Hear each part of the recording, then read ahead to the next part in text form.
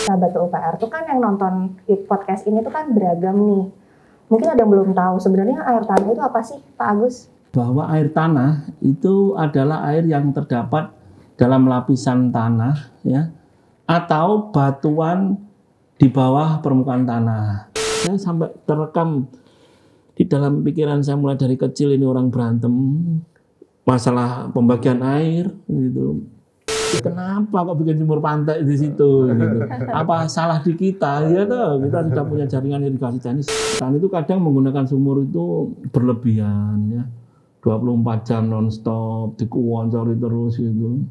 Ya. Apa yang bisa dilakukan untuk kita-kita ini nih, yang masih pada muda dalam kaitannya dengan pengelolaan air tanah? Oke, keuntungan bagi petani siap saatnya bisa ngairi sawahnya kapanpun. Tapi kerugiannya, saya melihat sendiri. Kenapa? Muka air di sumur, di rumah-rumah ini jadi menurun pada masuk kemarau.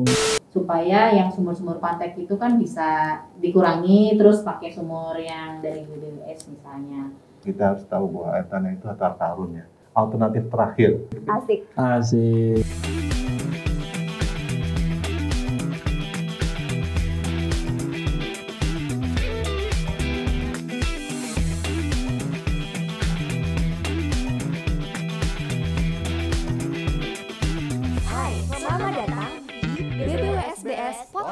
Hai sahabat UPR, selamat datang kembali di podcast BBWS Bengawan Solo. Dan kali ini sangat spesial karena podcast kali ini memperingati Hari Air Dunia yang ke-30 di tahun 2022 ini yang mengusung tema Groundwater Making the Invisible Visible. Air tanah melihat yang tidak terlihat menjadi terlihat. Dan kali ini aku di sini Laksita barengan sama bapak-bapak dan ibu-ibu yang sudah hadir di sini. Mungkin bapak-bapak dan juga ibu-ibu bisa berkenalan terlebih dahulu. Bisa dimulai dari Pak Agus. Boleh memperkenalkan diri, namanya siapa dan di sini berada di bidang apa? Oke, makasih Mbak Sita. Assalamualaikum warahmatullahi wabarakatuh. Halo, saya Agus Rudianto. Saya sebagai Kepala Balai Besar Wilayah Sungai Bengawan Solo. Udah kenal toh? Udah nanya lagi. Asik. Asik. Kalau Pak Rendo, Pak, boleh memperkenalkan diri? Selamat pagi, Assalamualaikum. Salam sehat selalu. Kenalkan saya Rendro, tugas saya di Satker Operasi dan Peliharaan Bengawan Solo. Gitu Mas Sinta. Ya. Kemudian Ibu Nelly. Halo Mbak Sinta dan juga Pak Agus, Pak Rendro dan juga teman-teman semua yang menonton podcast ini. Perkenalkan, nama saya Nelly Mulyanisi. Saya di sini sebagai Kepala SNPT ya Tanah dan Air Baku. Kita mau ngobrolin tentang pengelolaan air tanah di wilayah Sungai Bengawan Solo. Tapi rupanya teman-teman sahabat UPR tuh kan yang nonton podcast ini tuh kan beragam nih. Mungkin ada yang belum tahu sebenarnya air tanah itu apa sih, Pak Agus? Iya baik. Jadi berdasarkan Undang-Undang Nomor 17 Tahun 2019 tentang sumber daya air, dijelaskan bahwa air tanah itu adalah air yang terdapat dalam lapisan tanah, ya, atau batuan di bawah permukaan tanah. Selain itu, ini menurut saya atau menurut para ahli hidrogeologi itu sama ya. Dijelaskan itu bahwa air tanah itu adalah sejumlah air yang di bawah permukaan bumi yang dapat dikumpulkan dengan sumur-sumur, terowongan atau sistem drainase atau dengan pemumpaan ya. Dapat juga disebut aliran yang secara alami mengalir ke permukaan tanah melalui pancaran atau rembesan. Itu yang disebut tadi disampaikan dari Pak Kodwati tahun 96 atau Bauer tahun 78 atau Fritz and Sherry tahun 79. Lu liatin saya aja nih teteh nih.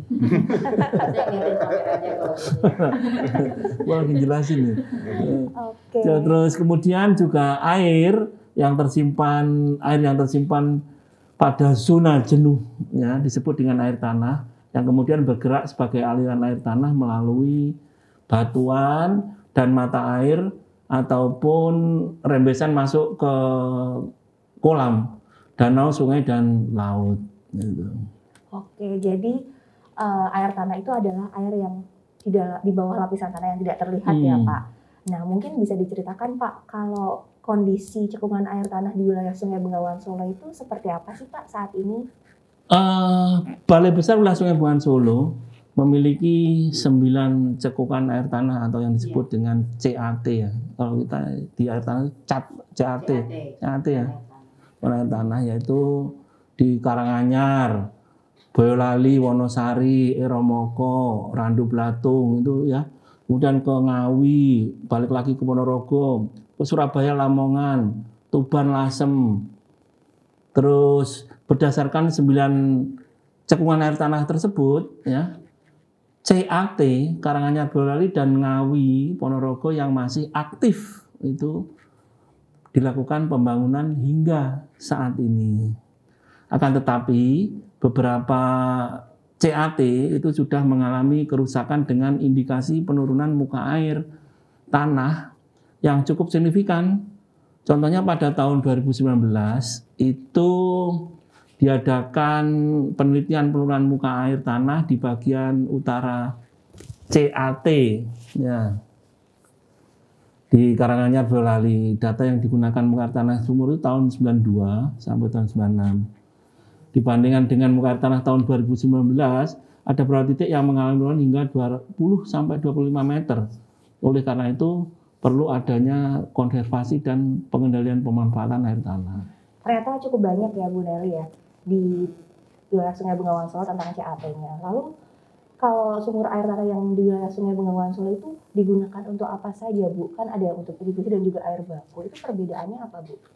Jadi memang sumur air tanah itu merupakan salah satu bagian dari sistem jaringan air tanah. Nah kalau kita memanfaatkan cekungan air tanah tersebut, itu kita namanya membangun jaringan air tanah. Jaringan air tanah itu ya terdiri dari sumur bor tadi, kemudian nanti ada jaringannya yang bisa untuk digunakan untuk ke irigasi maupun untuk air baku. Nah perbedaannya antara yang air baku dengan irigasi ya, kalau air baku kan itu untuk dimanfaatkan untuk kebutuhan pokok sehari-hari masyarakat, itu seperti air minum, kemudian air mandi, cuci segala macam, itu untuk kebutuhan domestik atau rumah tangga dan juga mungkin sebagian ada untuk usaha. Sementara kalau yang untuk irigasi yang untuk pemberian air kepada tanaman ya, kalau jaringan irigasinya namanya jaringan irigasi air tanah. Itu memberi air ke tanaman pada suatu lahan usaha tani. Gitu. Biasanya lahan usaha taninya yang kita pilih ya, yang kita sudah ada peraturannya adalah irigasi di luar irigasi teknis ya, di luar irigasi teknis yang air permukaan. Itu yang kita beri air dari air tanah. Oke, terus kalau untuk saat ini kebijakan sumur yang digunakan untuk irigasi dan juga air baku seperti apa Bu?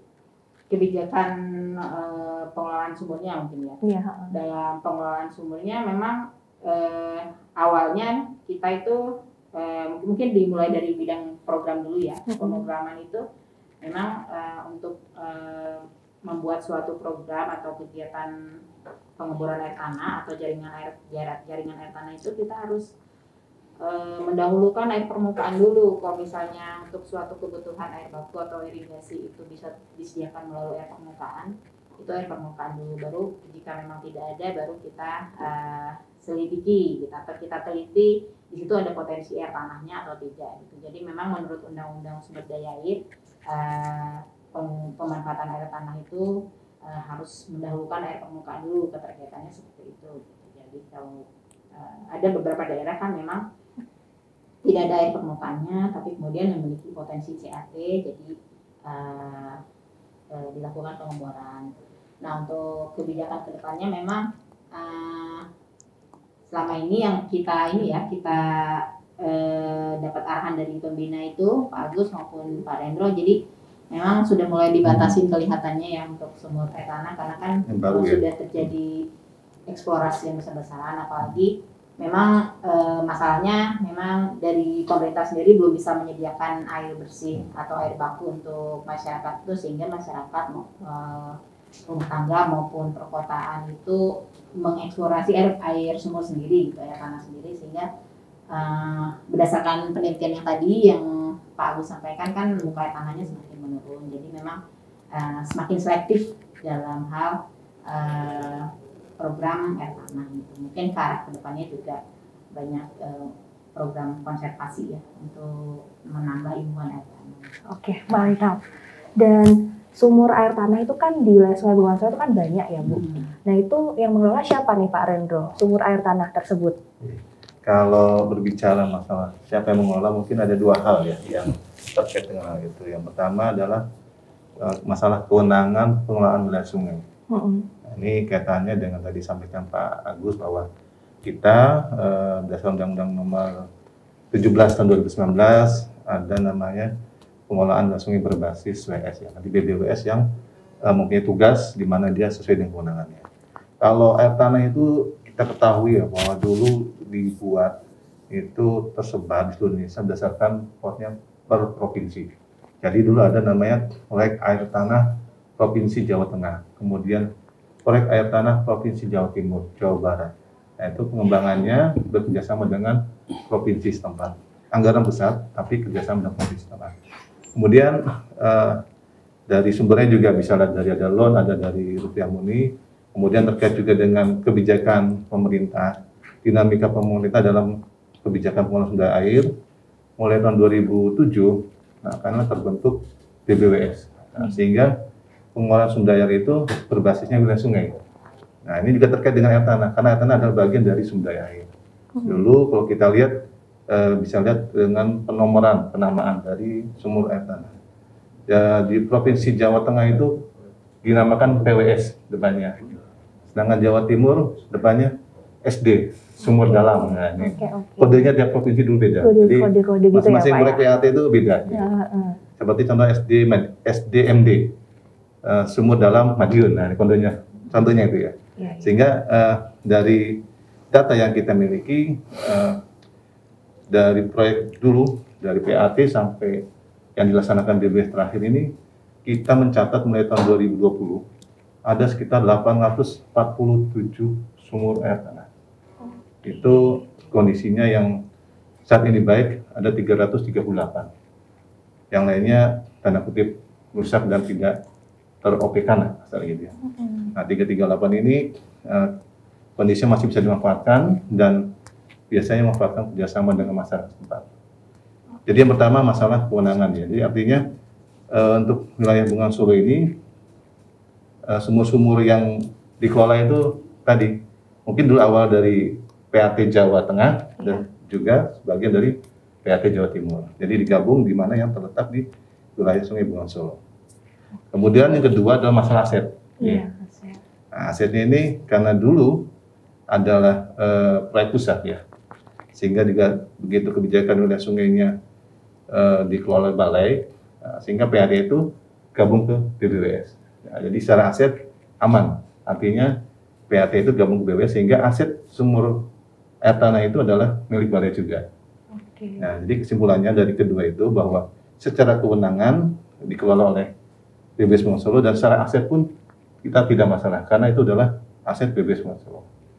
Nah, ini totalnya yang kita manfaatkan sekarang ini ada 338 yang masih aktif gitu ya, masih bisa berjalan dengan baik. Gitu. Dari sumur-sumur yang dikelola BBWS Bengawan Solo itu kan pastinya ada yang petugas OP yang melakukan operasi pemeliharaan dan juga perawatan. Nah, kalau manajemen dari pengelolaan petugas OP itu sendiri seperti apa, Pak? Ya, ini kebetulan sekali ya, kami di OP ini punya tugas mengelola, mengoperasikan, memelihara infrastruktur SDA, salah satunya adalah air tanah.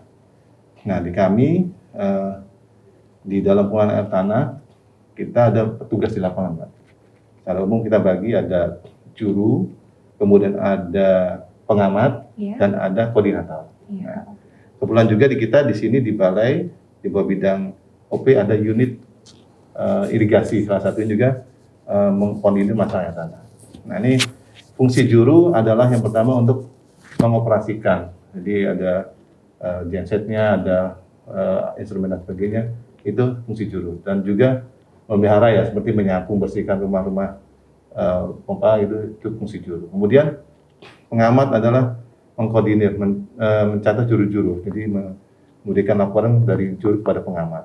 Dan itu kalau pengawas per kabupaten, dan ada juga koordinator. Nah, ini koordinator ini nanti yang mengkoordinasi dari lapangan kepada unit. Nah, ini antara sinkronisasi lapangan pada unit itu lewat koordinator. Oh, jadi komunikasi ya Pak, Komunikasi, dari juru terus ke pengamat, ke koordinator, ya, terus ke ya. balai. Dan setiap tahunnya kami selalu memberikan bimbingan teknis. Nah, bimbingan teknis artinya merefresh kembali mereka ini apa sih tugasnya juru, pengamat, dan koordinator. Nah, kemudian juga setelah itu kami melakukan evaluasi terhadap pekerja. Jadi pekerja ini kinerjanya baik atau enggak. Nah, setelah itu kita sifatnya kontrak ya dengan tugas itu. Kalau kinerja baik, kita perpanjang kontraknya. Jadi itu mekanisme di kami dalam pengelolaan SDM-nya. Oke, jadi ya cukup banyak ya Pak ya, apa pengelolaannya? Sekitar ada 23 ya. Di kita di BBWS Pengawan Solo ada 23 juru, pengamat, dan koordinator. Nah, ini ada sedikit perbedaan untuk yang irigasi pegiat di Provinsi Jawa Tengah dan Jawa Timur. Di mana kalau di Jawa Tengah itu hampir mayoritas sudah kerjasama atau dalam mungkin namanya ada pinjam pakai ya dengan masyarakat setempat. Jadi yang ada di sini adalah koordinator. Jadi mereka per kabupaten koordinator mengecek bagaimana pengelolaan dari jihad itu. Ya. Nah, yang meng-OP-kan, mengoperasi dan melihara semuanya sudah di kelompok masyarakat. Tapi yang untuk Jawa Timur sebagian masih kita. Walaupun sudah kerjasama dengan masyarakat, tapi ada beberapa tempat yang masih perlu tugas atau juru untuk mengoperasikannya. Oke, karena itu ya Pak, butuh komunikasi juga dan koordinasi ya Pak ya. Kemudian nih Pak Agus, saat ini di wilayah Sungai Bengawan Solo itu kan banyak orang, misalnya masyarakat gitu ya, yang membangun sumur diesel atau mungkin istilahnya kalau di sini sumur pantek. Nah, sebenarnya tindakan tersebut itu seperti apa sih Pak? Lalu kebijakan dari BBWS Bengawan Solo itu seperti apa? Ya, bagus pertanyaannya. Jadi ini yang saya alami ya, sejak saya kecil, saya cerita di kampung saya waktu tahun 75, saya masih kecil, masih SD itu, saya lihat orang berantem mengenai giliran air. Wah, bawa golok sampai takut itu. Ini waktunya air digilir, dipindah ke sini, belum waktu dibuka, itu saluran di bangunan pagi itu ya. Lalu itu. Terus kemudian saya SMP, saya melihat ada rehab saluran bagus gitu. Oke. Terus kemudian SMA, saya lihat itu orang-orang pada mendirikan sumur pantek. Ini kenapa gitu? Padahal itu ada irigasi teknis itu. Kenapa ya? Orang-orang yang dulu yang berantem itu di mana gitu? Pertanyaan saya tuh, HIPA-nya nggak jalan atau dengan kemajuan zaman ini orang mewariskan anaknya. Sekarang orang ditanya, siapa sih yang mau anaknya jadi petani? Cita-citanya apa? Ibu bapak nyekolahin anaknya tuh nggak mungkin. Anak saya mau jadi petani. Mau jadi dokter, Pak. Mau jadi dokter. Insinyur. Jadi PNS, Mbak Sita jadi reporter. Mana ada gitu. Akhirnya saya lihat waktu saya sekolah, saya lihat orang-orang itu pada ngebor air tanah sendiri gitu. Artinya kalau saya ngebor air tanah sendiri, saya bisa ngairi sawah saya itu kapan saja gitu. Jadi nggak tergantung dari air yang dioncori giliran tadi. Nah itu yang terjadi di tempat tinggal saya sampai sekarang. Saya juga sedih. Pas musim kemarau itu mereka berbondong-bondong ke pom bensin, ke pompa stasiun pengisian bahan bakar itu sambil bawa jerigen. Kan nggak boleh. Di situ akhirnya dia demo bawa traktornya gitu. Traktornya dimodif, tangkinya digedein ya. Wow, pintar-pintar petani-petani ya untuk ngisi bahan bakarnya. Dongfeng tadi yang jangan-jangan. Jadi asik juga tiap malam, ini suara duk suara mesinnya. Nah itu Oke, keuntungan bagi petani saatnya bisa ngairi sawahnya kapanpun. Tapi kerugiannya, saya melihat sendiri. Kenapa? Muka air di sumur di rumah-rumah ini jadi menurun pada musim kemarau gitu. Kan ada teori sumur dalam, grafiknya begini nih. Nah, ini apa lupa? Benoli, Pak. Benoli. Benoli itu. Jadi bisa kita lihat gitu kalau ini di sumur pantai ini kan 20 sampai 40 meteran kedalamannya kalau kurang lebih. Nah, itu bisa mempengaruhi yang ada di rumah. Sumur rumah yang kita pakai. Saya ngalamin sendiri, rumah saya tuh tiap musim kemarau ada penurunan. Dulu nggak pernah kayak gini. Tiap musim kemarau itu ada penurunan muka air tanah seperti itu. Dan sekarang dengan kemajuan zaman ini juga, yang tadinya pakai diesel itu sekarang kan listrik, itu masuk ke sawah. Itu pakai sumur submersible. Saya sudah melihat dulu di itu ada kotak-kotak itu, Pak. Untuk submersible itu kan ada rekening listrik di sawah gitu. Itu kita kalah sama India. Waktu saya sekolah di India, saya lihat itu jaringan listrik sudah masuk di sawah gitu. Ini nyetrum orang gimana ya? Serem juga ya, Pak, keamanan ya. Nah, ini malah sudah masuk di kita gitu. Hati-hati karena berhubungan dengan air gitu kan. Itu mesti hati-hati. Terus kemudian tadi keuntungan kerugiannya sudah saya sampaikan. Nah, ini untuk kebijakan dari BPS sendiri ini dengan adanya sumur pantai itu, kita melakukan sosialisasi ya. Dan pemahaman itu kepada mereka terkait dampak pembangunan dan operasional sumur pantai tersebut ya. Khususnya tadi yang di daerah yang sudah beririgasi teknis itu loh. Karena apa? Kita sudah membangun bagus-bagus irigasi teknis gitu. Terus mereka ngebori sendiri, nanti kan sia-sia. Enggak digunakan mahal-mahal seperti itu. Enggak tahu saya, siapa tadi? Orang tuanya cuek, sudahlah gitu, apa adanya, turunan ini kan sawah ini turun temurun gitu. Nanti mungkin anaknya nggak jadi petani, sudah jadi mas dan jadi teteh. Nggak ada. Makanya seenaknya sendiri ngapain ngurus kayak gitu. Yang ini di sawah yang di kota-kota agak di pinggiran kota loh, bukan yang di pedalaman yang bagus, yang di pedalaman itu ya. Itu mungkin masih jalan hipanya ya. Tapi kalau sudah di pinggiran kota itu, saya pikir orang-orang itu sudah meninggalkan seperti itu. Ya, semoga kedepannya sudah tidak ada lagi ya Pak situasi seperti hari ini, karena sumur-sumur pantai ini juga. Ya itu tugas kita. Mereka sudah mendirikan, loh apa salahnya? Gitu. Aku cuek nggak mau gitu ngurusin ini apa pengaturan air seperti itu ya. Malah kemajuan zaman seperti itu. Karena Mbak Sita punya anak, Ibu punya anak, nanti saya mau jadi apa? Petani? Enggak. Padahal kalau di negara maju. Padahal kalau petani komoditasnya ekspor kan Pak. Lalu kalau untuk harapan pengelolaan air tanah di masa depan seperti apa nih Bu Nelly? Khususnya di wilayah Sungai Bengawan Solo. Ya mungkin menyambung dari yang disampaikan Pak Agus ya mengenai irigasi air tanah ya Pak ya, jaringan irigasi air tanah. Sebetulnya tujuannya misalnya kita membuat program jaringan irigasi air tanah itu kan supaya yang sumur-sumur pantai itu kan bisa dikurangi, terus pakai sumur yang dari BBWS misalnya.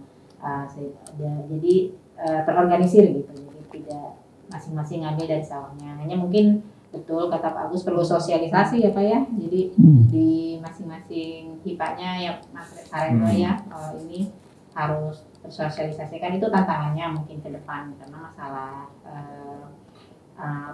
pengelolaan itu mudah diucapkan tapi sulit dilaksanakan gitu. Masyarakat biasanya kan mau sendiri-sendiri. Nah mungkin salah satu ke depan itu memang dalam pengelolaan air tanah itu data itu misalnya yang pertama perlu ada pemantauan data lebih baik. Selama ini kan memang pengambilan air tanah ada datanya berdasarkan data water meter yang di sumur, tapi mungkin banyak data lain yang perlu dikolek oleh balai gitu, misalnya muka air tanah segala macam melalui sumur pantau yang harus dikolek oleh balai gitu. itu semua data itu tujuannya nanti untuk menentukan program dan strategi pengelolaan air tanah itu gimana, apa mau ke arahnya eksplorasi atau konservasi gitu. Karena kalau misalnya dari hasil data itu menunjukkan cekungan air tanah di Bengawan Solo ini sudah termasuk yang harus dikonservasi, jadi arah programnya nanti lebih ke konservasi atau pemulihan sumur-sumur yang udah nggak aktif tadi ya. Pak Rendro kan sudah banyak, tapi mungkin ada metode-metode yang bisa memulihkan kondisi sumurnya itu melalui recharge atau imbuhan dari air tanahnya. Kalau dari Pak Rendro, Pak, inovasi kegiatan OP di masa depan nih Pak yang berhubungan dengan pengelolaan air tanah, kira-kira pengennya seperti apa Pak? Ya Mbak Ita, jadi kami di OP tadi sampaikan lanjutan ke Bu Neli ya. Jadi memang data yang utama, yang dasar semua kita kebijakan adalah data. Nah ini kami di OP sedang mengembangkan bagaimana mendapatkan data sebanyak mungkin. Yang pertama kami sedang membuat plotting untuk inventarisasi data itu, koordinatnya dan sebagainya, kita ini plot dalam satu aplikasi ya kira-kira gitu. Nanti kita cek, selalu kita pantau lokasi dari sumur air tanah ini. Terus yang kedua, kita setiap tahun selalu membuat namanya penilaian kinerja. Nah, artinya bagaimanakah kondisi dari sumur ini? Nah, apakah tadi kondisinya masih baik, sedang atau buruk? Sehingga nanti keluar kalau di OP ada namanya AKNOP, angka kebutuhan nyata untuk operasi dan pemeliharaan. Nah, ini yang kita selalu update. Jadi apakah nanti perlu diperbaiki, cukup pemeliharaan atau di rehab secara total. Nah, ini bisa tadi sampaikan untuk juga redrilling atau dan sebagainya. Nah, itu yang kita coba untuk selalu mengupdate. Jadi dasarnya dari semua ini adalah dengan data ya. Jadi kita mengupdate data setiap tahun selalu kita update. Itu yang kita upayakan untuk inovasi dari OP ini. Oke, dan ini terakhir pertanyaan untuk semuanya. Karena di Hari Air tahun 2022 ini adalah temanya tentang pengelolaan air tanah. Dari Pak Agus, Pak, pesannya untuk masyarakat terkait pengelolaan air tanah apa Pak? Ya itu tadi, saya tak cerita dulu ya. Saya dulu kecil gitu, orang tua saya juga punya sawah gitu. Petani Pak ya? Petani sama dagang gitu kan gitu. Waktu saya kecil pengennya sawah itu dikelola sendiri ya. Tapi berat juga gitu saya ngalami. Waktu kita jemur padi gitu, saya masih main-main. Terus waktu sudah dijemur kering, keburu hujan gitu, kena hujan saya dipanggil. Ya tenaganya ini yang nggak ada gitu, kembalikan lagi ke gudang gitu, penyimpanan. Akhirnya apa? Padi itu tumbuh. Jadi nggak bisa, gabahnya tadi nggak bisa digiling jadi apa? Beras gitu. Sehingga orang tua itu akhirnya disewakan tanahnya sampai sekarang gitu. Saya masih punya tanah. Lah nanti ke depan ini kalau saya pensiun, apakah saya masih kuat itu nyangkul sama karena cukup besar dari petani. Nyambungnya pakai alat terkini. Nah itu asik juga nanti. Ketakor Pak. Nah pesan saya sampai jadi kepala balai gitu kan, wah ngurusi yang di tanah saya sampai terekam di dalam pikiran saya mulai dari kecil ini orang berantem. Masalah pembagian air gitu sampai mereka cuek kemajuan zaman akhirnya enggak itu tadi seperti ini sawah itu disewakan ya diolah sama mereka gitu terus kemudian mereka ada inisiatif sendiri membuat sumur pantai nggak mau capek-capek gitu padahal ngobrol sama tangganya bagi-bagi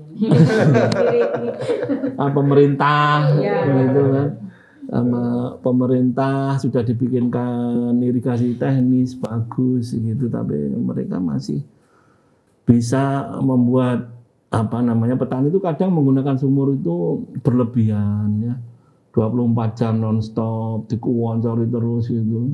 Begini sebenarnya kalau kita pemerintah menyediakan air untuk irigasi ini biaya produksinya kan nol ya. Jadi nggak ada biaya operasi untuk BBM, untuk listrik, untuk pompa itu. Tapi nggak tahu mereka kok lebih puas dengan sumur pantai itu sendiri, kenapa gitu. Biar sawahnya ini Pak, lalu ada air. Ada adanya. Masa dari kita nggak bisa menjamin ada airnya gitu kan. Nah itu, kalau biaya produksi, kalau kita misalkan bikin kantor gitu kan, punya rumah sendiri, kantor sendiri gitu kan nggak bayar sewanya, apa nggak, gedungnya itu kan nggak nyewa kayak gitu ya. Petani airnya juga nggak bayar kalau disediakan pemerintah gitu. Nah ini kalau mereka punya ini sendiri, sumur pantai sendiri, nah itu kan mereka ada biaya produksi di situ gitu. Tapi sampai sekarang mereka ya fine aja gitu, bisa panen gitu. Nggak tahu panennya ini rugi apa enggak, mereka punya itu. Karena semua kan biaya, OP-nya lebih tinggi gitu. Tapi alhamdulillah ya, saya nyewakan sawah juga dari hasil sewa itu masih bisa menerima hasil sewa tanah tadi, dan yang disewakan masih bisa berproduksi seperti itu. Nah itu kebijakan mengenai sumur pantai tadi ya, sekali lagi kita melakukan sosialisasi pemahaman agar kita bisa konservasi ya air tanah, karena ada air permukaan, air tanah itu yang kita konservasi. Jangan sampai nanti musim kemarau itu ada yang di Klaten, saya pernah di Jogja dulu, nggak mau seperti itu, di demo yang di bawahnya itu menggunakan air yang di atasnya berkurang, airnya disedot ke bawah seperti itu. Jadi ada konflik seperti itu. Ketimpangan ya Pak? Iya, itu yang nggak kita harapkan. Makanya petugas ini, Mas Rendro ini, ini kalau yang mau jaringan irigasi air tanah kan Tekneli. Nanti Mas Rendro ini tugasnya yang mensosialisasikan bagaimana. Dia kan punya P33I. Bosnya P33I. Nah, itu bagaimana gitu. Tanya, kenapa kok bikin sumur pantai di situ gitu. Apa salah di kita? Ya toh, kita sudah punya jaringan irigasi teknis di DISIM itu padahal ya toh. Itu kita bikin mau airnya ada Pak ya? Airnya ada. Mungkin karena nggak sabar kali Pak. Mungkin nggak sabar. Nggak sabar giliran Pak biasanya. Ya kapan-kapan Bapak bikin kuesioner kepada mereka, kenapa gitu Bapak kok petani itu bikin sumur pantai. Padahal kita sudah menyediakan jaringan irigasi ya, nanti di tempat tinggal saya gitu, orangnya ekonominya sedikit banyak sudah di atas mereka, sudah balik. Dulu orang tua saya jadi petani terus beralih jadi pengusaha, jadi itu kan ya mungkin nggak sabar ya petani itu. Karena banyak Nunggu. petani bermobil Pak ya. Sawahnya ada yang dijual, ada yang disewain, nanti kredit, ini orang tua saya kredit mobil, truk itu angkutan umum kayak gitu itu. Petani pindah. Tidak makmur. Alhamdulillah. Sejahtera ya. Iya. Nanti kalau sudah pensiun saya ngerjain, tak ajak ke rumah saya itu, ke sawah. Nanti kita berkebun di sana, tanam padi. Nanti airnya dari Tekneli. Terus dirawat sama petugas OP ya Pak? Iya, petugas OP-nya suruh merawat tuh. Oke. Terus kalau Pak Reno dan juga Bu Nelly, ini apa sih Bu terakhir nih yang bisa dilakukan oleh anak-anak muda generasi milenial yang kaitannya dengan pengelolaan air tanah? Memang nggak dipungkiri ya, penggunaan air tanah di kita, di rumah tangga lah misalnya itu, terutama di Jawa itu masih besar, masih rumah-rumah tuh pakai sumur gitu ya.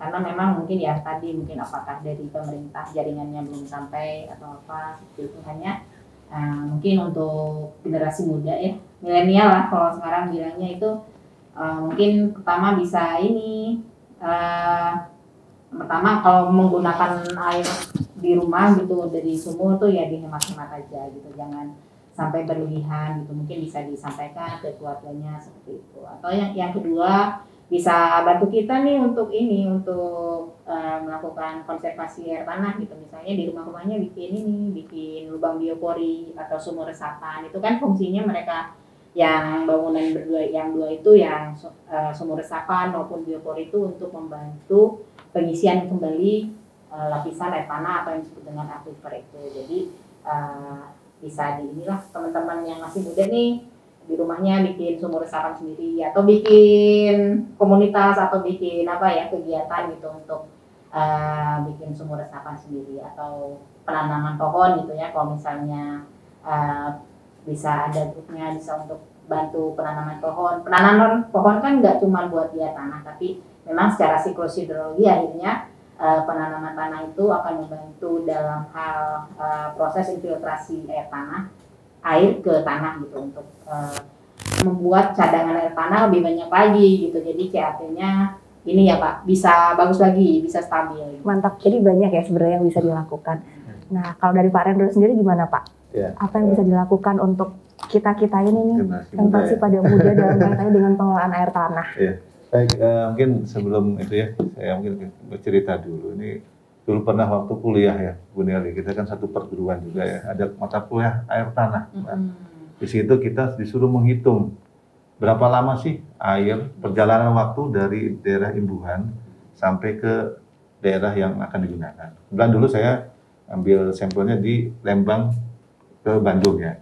Nah itu kan kalau dalam perjalanannya air itu dari hujan kemudian meresap ke dalam tanah melalui lapisan-lapisan batuan, aquifer, kemudian baru mengalir dalam tanah sampai ke laut lah intinya gitu. Tapi saya ambil sampel di Bandung, kita manfaatkan. Dari beberapa variabel yang kita lihat, itu ternyata hampir sekitar 500 tahun, Mbak Sinta. Jadi kita bisa bayangkan, air yang turun sekarang di hulu, di imbuhan itu, akan mengalir sejauh ke Bandung, dari Lembang ke Bandung itu 500 tahun lagi bisa baru muncul di situ. Artinya, itu kondisi yang perlu kita jaga. Jadi air tanah itu adalah semacam harta karun yang mahal harganya. Kalau saat ini kita banyak mengeksploitasi atau mengambil air terlalu berlebihan, nah ini otomatis nanti ke depannya, ya, penerus kita, generasi ke depannya itu akan kekurangan. Karena nanti menunggu lagi 500 tahun lagi, gitu. Ini contoh simpelnya gitu lah. Karena itu, dalam kesempatan yang berbahagia ini, saya mengajak teman-teman khususnya generasi muda. Ya, yang pertama kita harus tahu bahwa air tanah itu harta karun ya. Nah, kalau mau manfaatkan secara optimal, efektif dan efisien. Artinya digunakan untuk hal yang perlu, dan itu adalah alternatif terakhir. Kita upayakan dahulu air permukaan sebanyak mungkin. Kalau memang kita bisa, baru gunakan air tanah.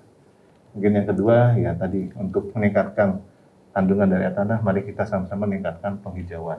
Artinya supaya banyak nanti air yang masuk dan meresap ke dalam tanah. Saya kira itu ya.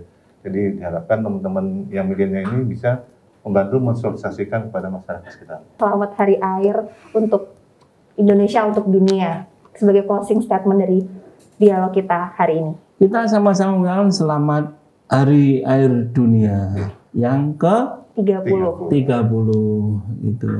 Nanti kita peringati puncak acaranya ya. Yang dua-dua ini kan nasional ya, yang di Buan Solo 24. Nanti kita tutup acara itu. Mudah-mudahan sukses untuk acara Hari Air Dunia ini yang temanya tadi apa? Air tanah. Air tanah. Iya, pengelolaan air tanah. Sekali lagi Pak Agus, terima kasih. Bu Nelly dan juga Pak Rendro, terima kasih atas ilmunya yang bermanfaat hari ini. Saya rasanya jadi kayak kuliah tentang pengelolaan air tanah. Dan juga terima kasih untuk sahabat PUPR yang udah setia nonton di YouTube PBWS Bengawan Solo. Jangan lupa untuk selalu subscribe semua sosial media yang ada di PBWS Bengawan Solo. Sekali lagi selamat Hari Air Dunia. Aku Laksita pamit. Sampai ketemu lagi. Dadah. Wow. PBWSBS Podcast.